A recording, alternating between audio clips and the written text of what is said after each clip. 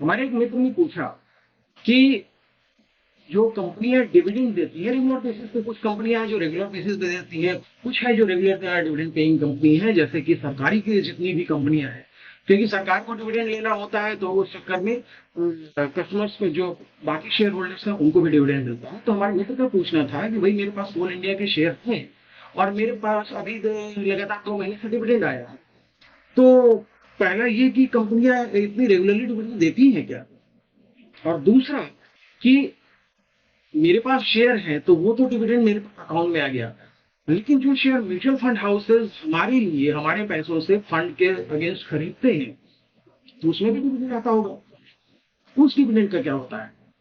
अगर ये एक बहुत अच्छा सवाल है और इस पर क्लैरिफिकेशन बहुत जरूरी है। डेफिनेटली म्यूचुअल फंड हाउसेस के पास भी वो डिविडेंड आता है, और उस डिविडेंड को वो दो तरीके से यूज करते हैं। आपको पता है म्यूचुअल फंड में एक ग्रोथ कैटेगरी होती है और दूसरा होता है आईडीसीडब्ल्यू, यानी कि इनकम डिस्ट्रीब्यूशन कम कैपिटल विड्रॉल। तो जो डिविडेंड आता है, अगर आपने ग्रोथ कैटेगरी का फंड लिया है तो वो डिविडेंड का अमाउंट जो है उनके जो फंड का पूल है जिससे वो नए शेयर खरीदते हैं उसमें ऐड हो जाता है, यानी कि उनका एसेट अंडर मैनेजमेंट बढ़ जाता है। और जैसे ही फंड मैनेजर को अपॉर्चुनिटी दिखाई देती है कि कोई एक शेयर अब लेने लायक है तो उस पर वो इन्वेस्ट करते हैं, और वो जो डिविडेंड जो एयूएम में जुड़ गया है वो आपको आपके फंड के एनएवी में भी दिखाई देता है, क्योंकि एनएवी बढ़ जाता है। दूसरा तरीका है आईडीसीडब्ल्यू, जिसमें फंड हाउसेस आपको रेगुलर बेसिस पे एक सर्टेन अमाउंट पे करते हैं। तो मतलब कि वो कहाँ से पे करते हैं, जो कैपिटल एप्रिसिएशन हुआ है उसमें से पे करते हैं, प्लस जो डिविडेंड आया है उसमें से पे करते हैं।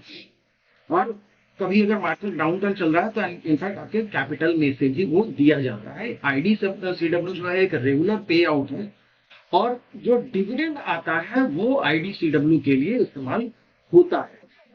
ठीक है, तो ये डिविडेंड का सही इस्तेमाल है।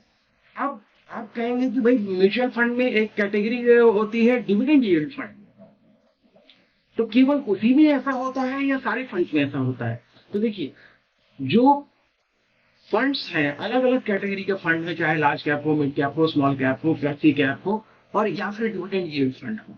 ठीक है, इन सभी में कुछ स्टॉक ऐसे होते हैं जो रेगुलर डिविडेंड पे करते हैं, जैसे कि जितनी भी गवर्नमेंट की कंपनियां हैं, प्रॉफिट मेकिंग कंपनियां, वो रेगुलर डिविडेंड पे करती हैं। इवन प्राइवेट कंपनियां जैसे रिलायंस है या टीसीएस है, इन्फोसिस है, ये ऐसी कंपनी रेगुलर बेसिस पे डिविडेंड पे करते हैं।